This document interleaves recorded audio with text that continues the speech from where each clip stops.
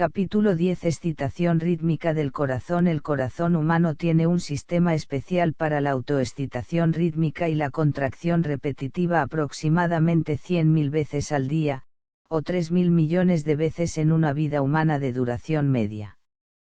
Este impresionante logro es realizado por un sistema que, 1. Genera impulsos eléctricos rítmicos para iniciar la contracción rítmica del músculo cardíaco, y 2. Conduce estos estímulos rápidamente por todo el corazón. Cuando este sistema funciona normalmente, las aurículas se contraen aproximadamente un sexto de segundo antes de la contracción ventricular, lo que permite el llenado de los ventrículos antes de que bombeen la sangre a través de los pulmones y de la circulación periférica. Este sistema también es importante porque permite que todas las porciones de los ventrículos se contraigan casi simultáneamente, lo que es esencial para una generación de presión más eficaz en las cavidades ventriculares. Este sistema rítmico y de conducción del corazón se puede lesionar en las cardiopatías, especialmente en la isquemia de los tejidos cardíacos que se debe a una disminución del flujo sanguíneo coronario.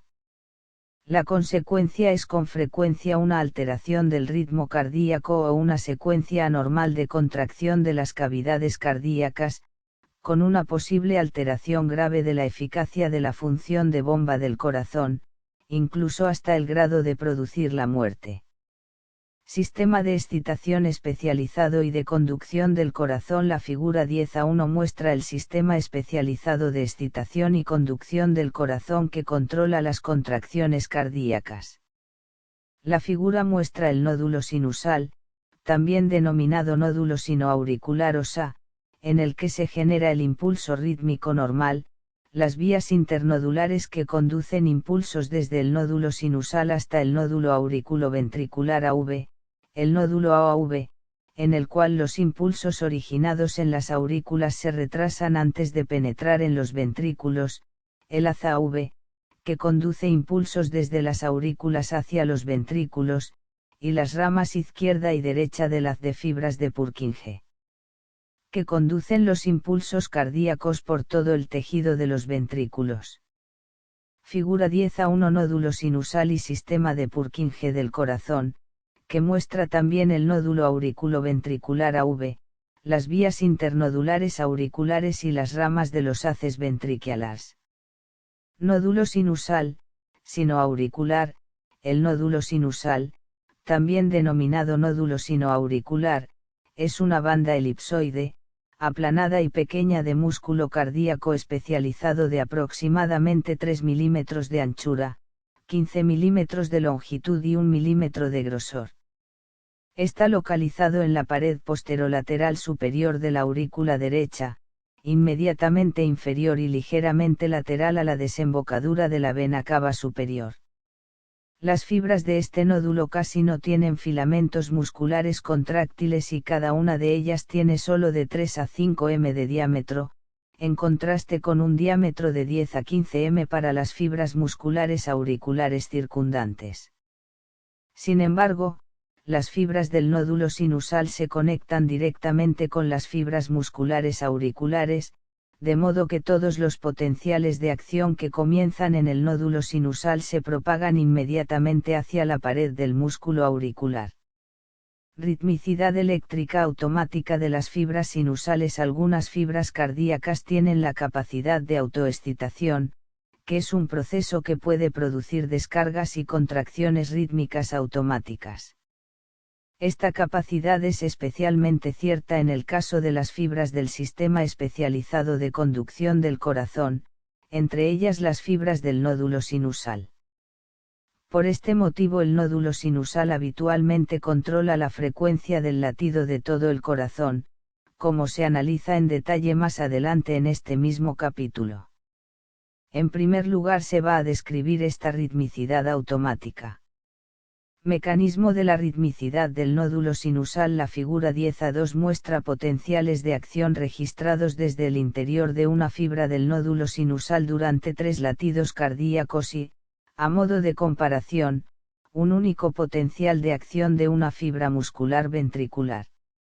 Obsérvese que entre descargas el potencial de membrana en reposo de la fibra del nódulo sinusal tiene una negatividad de aproximadamente -55 a -60 mV, en comparación con -85 a -90 mV para la fibra muscular ventricular.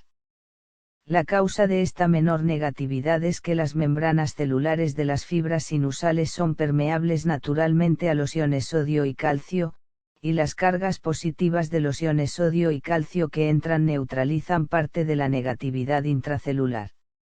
Figura 10a2. Descarga rítmica de una fibra del nódulo sinusal. Además, se compara el potencial de acción del nódulo sinusal con el de una fibra muscular ventricular. Antes de intentar explicar la ritmicidad de las fibras del nódulo sinusal, en primer lugar se debe recordar el análisis de los capítulos 5 y 9 de que el músculo cardíaco tiene tres tipos de canales iónicos de membrana que tienen funciones importantes en la generación de los cambios de voltaje en el potencial de acción. Los tipos son: 1. Los canales rápidos de sodio; 2. Los canales de calcio de tipo L, canales lentos de sodio-calcio; y 3. Los canales de potasio. La apertura de los canales rápidos de sodio durante algunas 10 milésimas de segundo es responsable de la rápida espiga ascendente del potencial de acción que se observa en el músculo ventricular, debido a la entrada rápida de iones sodio positivos hacia el interior de la fibra. Después, la meseta del potencial de acción ventricular está producida principalmente por la apertura más lenta de los canales lentos de sodio-calcio, que dura aproximadamente 0,3 s. Finalmente, la apertura de los canales de potasio permite la difusión de grandes cantidades de iones potasio positivos hacia el exterior a través de la membrana de la fibra y devuelve el potencial de membrana a su nivel de reposo. Sin embargo, hay una diferencia en la función de estos canales en la fibra del nódulo sinusal porque el potencial de reposo es mucho menos negativo, de solo -55 mV en la fibra nodular, en lugar de los -90 mV de la fibra muscular ventricular. A este nivel de -55 mV, los canales rápidos de sodio principalmente ya se han inactivado, lo que significa que han sido bloqueados. La causa de esto es que siempre que el potencial de membrana es menos negativo de aproximadamente -55 mV durante más de algunos milisegundos, las compuertas de inactivación del interior de la membrana celular que cierran los canales rápidos de sodio se cierran y permanecen de esta manera. Por tanto, solo se pueden abrir los canales lentos de sodio-calcio, es decir, se pueden activar, y, por tanto, pueden producir el potencial de acción. En consecuencia, el potencial de acción del nódulo auricular se produce más lentamente que el potencial de acción del músculo ventricular. Además, después de la producción del potencial de acción, el regreso del potencial a su estado negativo también se produce lentamente, en lugar del regreso súbito que se produce en la fibra ventricular. Autoexcitación de las fibras del nódulo sinusal debido a la elevada concentración de iones sodio en el líquido extracelular en el exterior de la fibra nodular, así como al número moderado de canales de sodio abiertos previamente. Los iones sodio positivos del exterior de las fibras normalmente tienden a desplazarse hacia el interior. Por tanto, entre los latidos cardíacos, la entrada de iones sodio de carga positiva produce una elevación lenta del potencial de membrana en reposo en dirección positiva.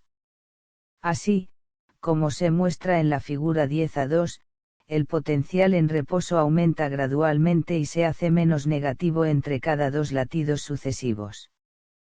Cuando el potencial alcanza un voltaje umbral de aproximadamente -40 mV, los canales de calcio de tipo L se activan, produciendo de esta manera el potencial de acción. Por tanto, básicamente, la permeabilidad inherente de las fibras del nódulo sinusal a los iones sodio y calcio produce su autoexcitación. Porque esta permeabilidad a los iones sodio y calcio no hace que las fibras del nódulo sinusal permanezcan despolarizadas todo el tiempo. Durante el transcurso del potencial de acción se producen dos fenómenos que impiden dicho estado de despolarización constante. Primero, los canales de calcio de tipo L se inactivan, es decir, se cierran, en un plazo de aproximadamente 100 a 150 ms después de su apertura, y segundo, aproximadamente al mismo tiempo se abren números muy elevados de canales de potasio. Por tanto, se interrumpe el flujo de entrada de iones positivos calcio y sodio a través de los canales de calcio de tipo L, mientras que al mismo tiempo grandes cantidades de iones positivos de potasio difunden hacia el exterior de la fibra. Estos dos efectos reducen el potencial intracelular hasta devolverlo a su nivel de reposo negativo y, por tanto, ponen fin al potencial de acción. Además, los canales de potasio permanecen abiertos durante algunas décimas de segundo más, manteniendo transitoriamente el movimiento de cargas positivas hacia el exterior de la célula, con el consiguiente exceso de negatividad en el interior de la fibra. Este proceso se denomina hiperpolarización. El estado de hiperpolarización inicialmente desplaza el potencial de membrana en reposo hacia abajo hasta aproximadamente -55 o -60 mV al final del potencial de acción. ¿Por qué este nuevo estado de hiperpolarización no se mantiene indefinidamente? El motivo es que en las décimas de segundo siguientes al final del potencial de acción se cierran cada vez más canales de potasio. Los iones sodio y calcio que fluyen hacia el interior una vez más compensan el flujo de salida de iones potasio, lo que lleva a que el potencial de reposo se desplace hacia arriba una vez más, alcanzando finalmente el nivel liminal de aproximadamente -40 mV. Después comienza de nuevo todo el proceso, autoexcitación para generar el potencial de acción, recuperación del potencial de acción, hiperpolarización después de que haya finalizado el potencial de acción, desplazamiento del potencial de reposo hasta el umbral y, finalmente, reexcitación para generar un nuevo ciclo. Este proceso continúa indefinidamente durante toda la vida de una persona. Las vías internodulares e interauriculares transmiten impulsos cardíacos a través de las aurículas. Los extremos de las fibras del nódulo sinusal se conectan directamente con las fibras musculares auriculares circundantes. Por tanto, los potenciales de acción que se originan en el nódulo sinusal viajan hacia estas fibras musculares auriculares. De esta manera, el potencial de acción se propaga por toda la masa muscular auricular y, finalmente, llega hasta el nódulo AV. La velocidad de conducción en la mayor parte del músculo auricular es de aproximadamente 0,3 metros por segundo, pero la conducción es más rápida, de aproximadamente 1 metro por segundo, en varias pequeñas bandas de fibras auriculares. Una de estas bandas, denominada banda interauricular anterior, atraviesa las paredes anteriores de las aurículas para dirigirse hacia la aurícula izquierda. Además, otras tres bandas pequeñas se incurvan a través de las paredes auriculares anterior, lateral y posterior, y terminan en el nódulo AV, se muestran en las figuras 10A1 y 10A3, y se denominan, respectivamente, vías internodulares anterior, media y posterior. La causa de la velocidad de conducción más rápida de estas bandas es la presencia de fibras de conducción especializadas.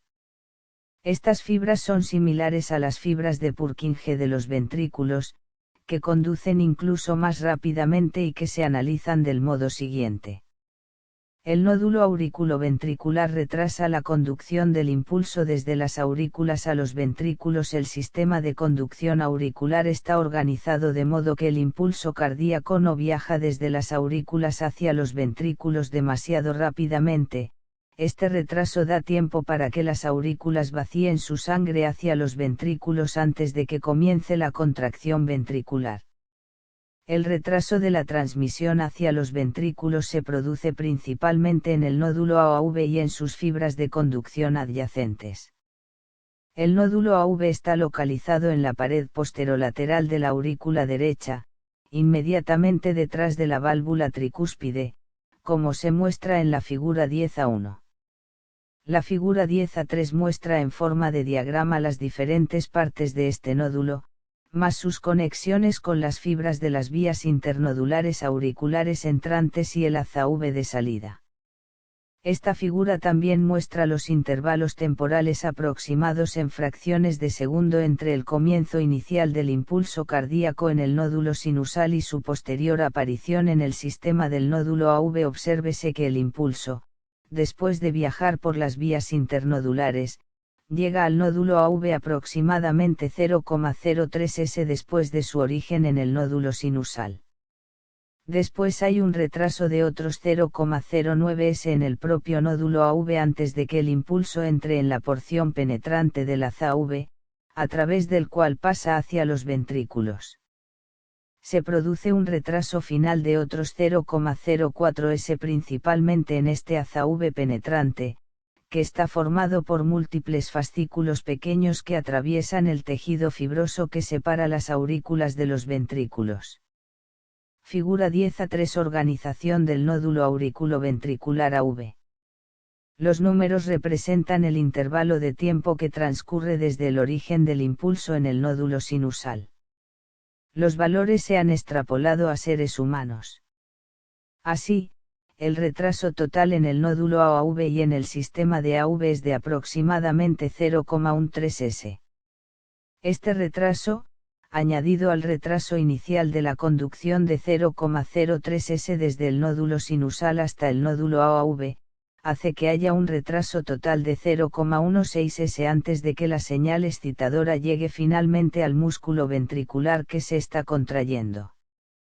Causa de la conducción lenta. La conducción lenta en las fibras transicionales, nodulares y penetrantes del haz AV está producida principalmente por la disminución del número de uniones en hendidura entre células sucesivas de las vías de conducción, de modo que hay una gran resistencia a la conducción de los iones excitadores desde una fibra de conducción hasta la siguiente.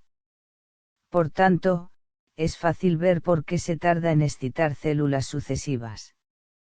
Transmisión rápida en el sistema de Purkinje ventricular. Las fibras de Purkinje especiales se dirigen desde el nódulo AV a través del haz AV hacia los ventrículos. Excepto en la porción inicial de estas fibras, donde penetran en la barrera fibrosa AV, tienen características funcionales bastante distintas a las de las fibras del nódulo AV. Son fibras muy grandes, incluso mayores que las fibras musculares ventriculars normales, y transmiten potenciales de acción a una velocidad de 1,5 a 4 m/s, una velocidad aproximadamente 6 veces mayor que la del músculo ventricular normal y 150 veces mayor que la de algunas de las fibras del nódulo AV. Esta velocidad permite una transmisión casi instantánea del impulso cardíaco por todo el resto del músculo ventricular. Se piensa que la rápida transmisión de los potenciales de acción por las fibras de Purkinje está producida por un gran aumento del nivel de permeabilidad de las uniones en hendidura de los discos intercalados entre las células sucesivas que componen las fibras de Purkinje. Por tanto, los iones pasan fácilmente de una célula a la siguiente, aumentando de esta manera la velocidad de la transmisión. Las fibras de Purkinje también tienen muy pocas miofibrillas, lo que significa que se contraen poco o nada durante la transmisión de los impulsos. Conducción unidireccional a través del haz AV. Una característica especial del haz AV es la imposibilidad, excepto en estados anormales, de que los potenciales de acción viajen retrógradamente desde los ventrículos hacia las aurículas. Esta característica impide la reentrada de los impulsos cardíacos por esta ruta desde los ventrículos hacia las aurículas, permitiendo solo la contracción anterógrada desde las aurículas hacia los ventrículos. Además, se debe recordar que en todas las localizaciones excepto en el AZV el músculo auricular está separado del músculo ventricular por una barrera fibrosa continua, de la que se muestra una porción en la figura 10a3. Esta barrera normalmente actúa como aislante para impedir el paso de los impulsos cardíacos entre el músculo auricular y ventricular a través de cualquier ruta distinta a la conducción anterógrada a través del propio AZV. En casos infrecuentes un puente muscular anormal penetra en la barrera fibrosa en otra localización distinta al AZV. En estas condiciones el impulso cardíaco puede entrar en las aurículas desde los ventrículos y producir arritmias cardíacas graves. Distribución de las fibras de Purkinje en los ventrículos. Las ramas izquierda y derecha del haz después de penetrar en el tejido fibroso que está entre el músculo auricular y ventricular.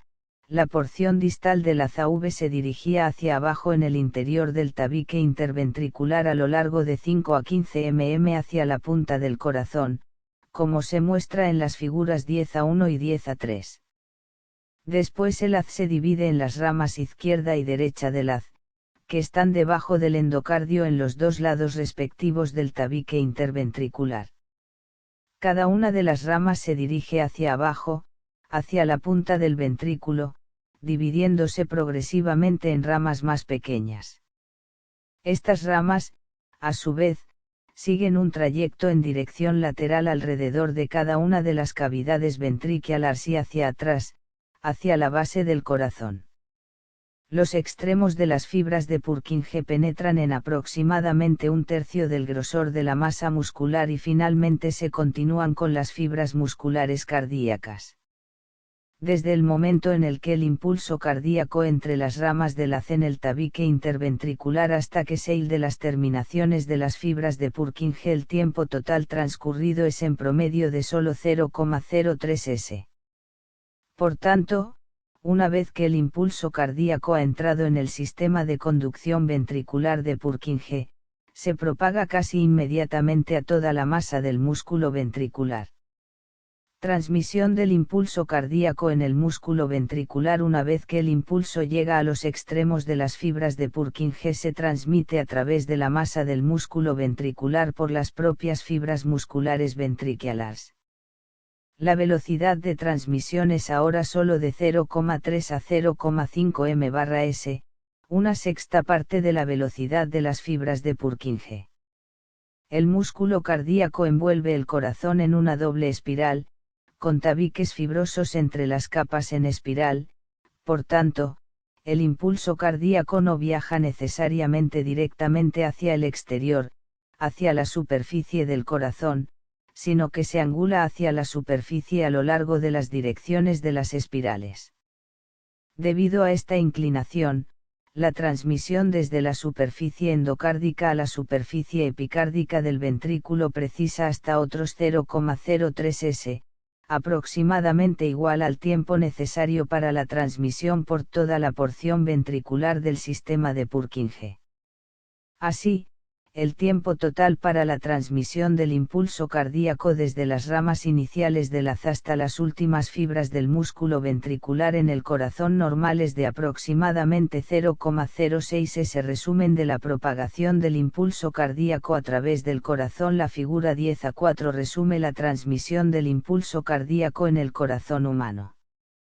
Los números de la figura representan los intervalos de tiempo, en fracciones de segundo, que transcurren desde el origen del impulso cardíaco en el nódulo sinusal hasta su aparición en cada uno de los puntos respectivos del corazón.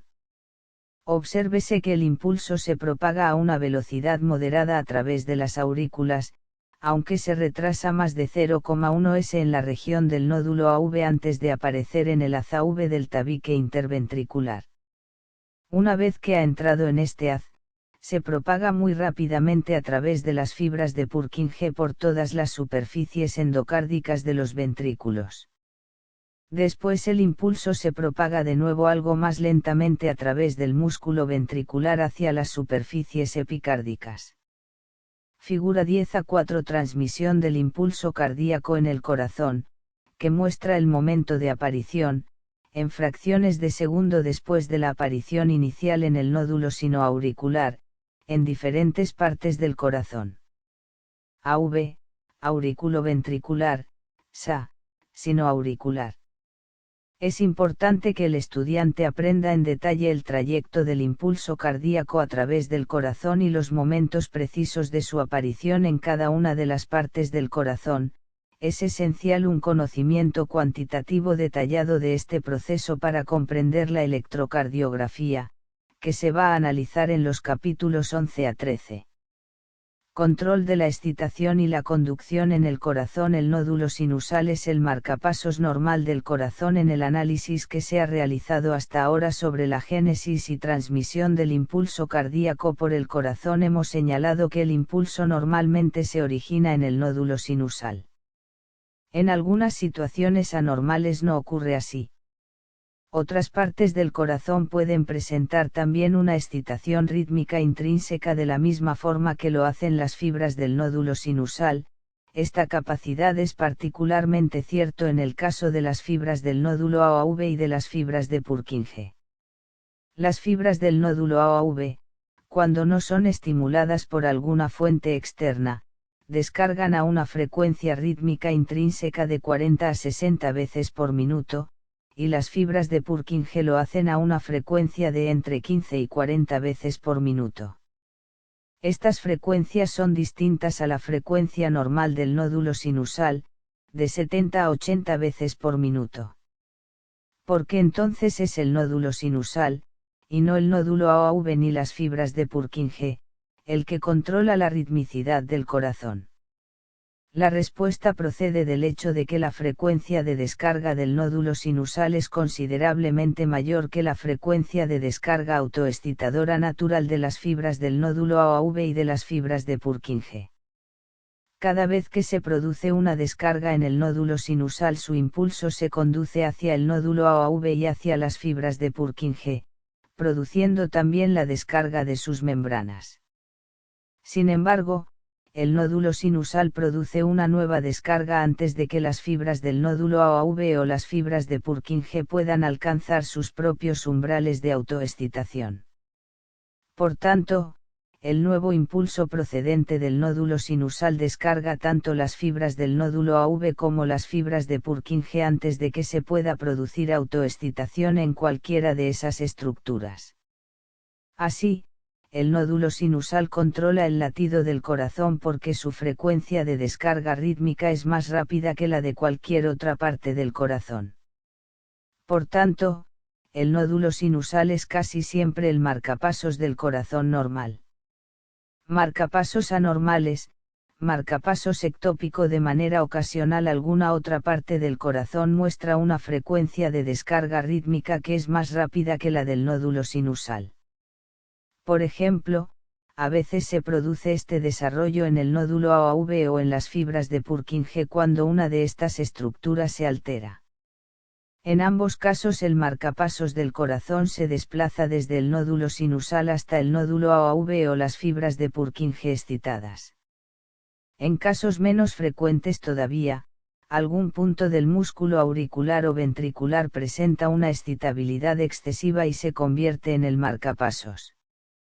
Un marcapasos que está situado en una localización distinta al nódulo sinusal se denomina marcapasos ectópico. Un marcapasos ectópico da lugar a una secuencia anormal de contracción de las diferentes partes del corazón y puede producir una debilidad significativa del bombeo cardíaco. Otra causa de desplazamiento del marcapasos es el bloqueo de la transmisión del impulso cardíaco desde el nódulo sinusal a las demás partes del corazón. El nuevo marcapasos se produce en este caso con más frecuencia en el nódulo AV o en la porción penetrante de la AV en su trayecto hacia los ventrículos. Cuando se produce un bloqueo AV, es decir, cuando el impulso cardíaco no puede pasar desde las aurículas hacia los ventrículos a través del sistema del nódulo AV y de las aurículas siguen latiendo a la frecuencia normal del ritmo del nódulo sinusal, mientras que habitualmente aparece un nuevo marcapasos en el sistema de Purkinje de los ventrículos que activa el músculo ventricular a una frecuencia de entre 15 y 40 latidos/min. Después de un bloqueo súbito de la ZAV, el sistema de Purkinje no comienza a emitir sus impulsos rítmicos intrínsecos hasta 5 a 20 s después porque, antes del bloqueo, las fibras de Purkinje habían estado sobreexcitadas por los rápidos impulsos sinusales y, en consecuencia, están en un estado suprimido.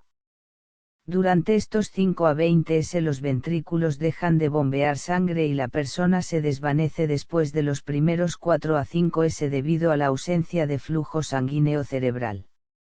Este retraso de la recuperación del corazón se denomina síndrome de Stokes-Adams. Si el periodo de retraso es demasiado largo, se puede producir la muerte. Importancia del sistema de Purkinje en la generación de una contracción sincrónica del músculo ventricular. La rápida conducción del sistema de Purkinje permite normalmente que el impulso cardíaco llegue a casi todas las porciones de los ventrículos en un breve intervalo de tiempo, excitando la primera fibra muscular ventricular solo 0,03 a 0,06 s antes de la excitación de la última. Esta sincronización hace que todas las porciones del músculo de los dos ventrículos comiencen a contraerse casi al mismo tiempo y que después sigan contrayéndose durante aproximadamente otros 0,3 s. La función de bomba eficaz de las dos cavidades ventriculares precisa este tipo sincrónico de contracción. Si el impulso cardíaco viajara lentamente a través de los ventrículos, buena parte de la masa ventricular se contraería antes de la contracción del resto, en cuyo caso se produciría una gran disminución de la función global de bomba. De hecho, en algunos tipos de trastornos cardíacos, algunos de los cuales se analizan en los capítulos 12 y 13, se produce una transmisión lenta, y la eficacia del bombeo de los ventrículos disminuye hasta el 20-30%. Los nervios simpáticos y parasimpáticos controlan el ritmo cardíaco y la conducción de impulsos por los nervios cardíacos. El corazón está inervado por nervios simpáticos y parasimpáticos, como se muestra en la figura 9 a 13 del capítulo 9. Los nervios parasimpáticos, vagos, se distribuyen principalmente a los nódulos A y AV, en mucho menor grado al músculo de las dos aurículas y apenas directamente al músculo ventricular. Por el contrario, los nervios simpáticos se distribuyen en todas las regiones del corazón, con una intensa representación en el músculo ventricular, así como en todas las demás zonas. La estimulación parasimpática, vagal, ralentiza el ritmo y la conducción cardíacos. La estimulación de los nervios parasimpáticos que llegan al corazón, los vagos, hace que se libere la hormona acetilcolina en las terminaciones nerviosas. Esta hormona tiene dos efectos principales sobre el corazón. Primero, reduce la frecuencia del ritmo del nódulo sinusal, y segundo, reduce la excitabilidad de las fibras de la unión AV entre la musculatura auricular y el nódulo AV, retrasando de esta manera la transmisión del impulso cardíaco hacia los ventrículos. Una estimulación vagal débil a moderada reduce la frecuencia del bombeo del corazón, con frecuencia hasta un valor tan bajo como la mitad de lo normal. Además, la estimulación intensa de los nervios vagos puede interrumpir completamente la excitación rítmica del nódulo sinusal o puede bloquear completamente la transmisión del impulso cardíaco desde las aurículas hacia los ventrículos a través del nódulo AV. En cualquiera de los casos, las señales excitadores rítmicas ya no se transmiten hacia los ventrículos. Los ventrículos pueden dejar de latir durante 5 a 20 s, pero después alguna área pequeña de las fibras de Purkinje, habitualmente en la porción del tabique interventricular de la ZAV, presenta un ritmo propio y genera la contracción ventricular a una frecuencia de 15 a 40 latidos/min. Este fenómeno se denomina escape ventricular. Mecanismo de los efectos vagales. La acetilcolina que se libera en las terminaciones nerviosas vagales aumenta mucho la permeabilidad de las membranas de las fibras a los iones potasio, lo que permite la salida rápida de potasio desde las fibras del sistema de conducción. Este proceso da lugar a un aumento de la negatividad en el interior de las fibras, un efecto que se denomina hiperpolarización, que hace que este tejido excitable sea mucho menos excitable, como se explica en el capítulo 5. En el nódulo sinusal, el estado de hiperpolarización hace el potencial de membrana en reposo de las fibras del nódulo sinusal mucho más negativo de lo habitual, es decir, de menos 65 a menos 75 mV en lugar del nivel normal de menos 55 a menos 60 mV. Por tanto, el aumento inicial del potencial de membrana del nódulo sinusal que produce la corriente de entrada de sodio y de calcio tarda mucho más en alcanzar el potencial liminal para la excitación. Este requisito retrasa mucho la frecuencia de ritmicidad de estas fibras nodulares. Si la estimulación vagal es lo suficientemente intensa, es posible detener totalmente la autoexcitación rítmica de este nódulo. En el nódulo AV, el estado de hiperpolarización producido por la estimulación vagal hace que sea difícil que las pequeñas fibras auriculares que entran en el nódulo generen una corriente de una intensidad suficiente como para excitar las fibras nodulares. Por tanto, el factor de seguridad para la transmisión del impulso cardíaco a través de las fibras de transición hacia las fibras del nódulo AV disminuye. Una reducción moderada simplemente retrasa la conducción del impulso, aunque una disminución grande bloquea totalmente la conducción. La estimulación simpática aumenta el ritmo y la conducción del corazón. La estimulación simpática produce esencialmente los efectos contrarios sobre el corazón a los que produce la estimulación vagal, como se señala a continuación. Primero, aumenta la frecuencia de descarga del nódulo sinusal. Segundo, aumenta la velocidad de conducción, así como el nivel de excitabilidad de todas las porciones del corazón. Tercero, aumenta mucho la fuerza de contracción de toda la musculatura cardíaca, tanto auricular como ventricular, como se analiza en el capítulo 9. En breve, la estimulación simpática aumenta la actividad global del corazón. La estimulación máxima casi puede triplicar la frecuencia del latido cardíaco y puede aumentar la fuerza de la contracción del corazón hasta 2 veces. Mecanismo del efecto simpático. La estimulación de los nervios simpáticos libera la hormona noradrenalina en las terminaciones nerviosas simpáticas. La noradrenalina estimula, a su vez, los receptores 1-adrenérgicos, que median en los efectos sobre la frecuencia cardíaca.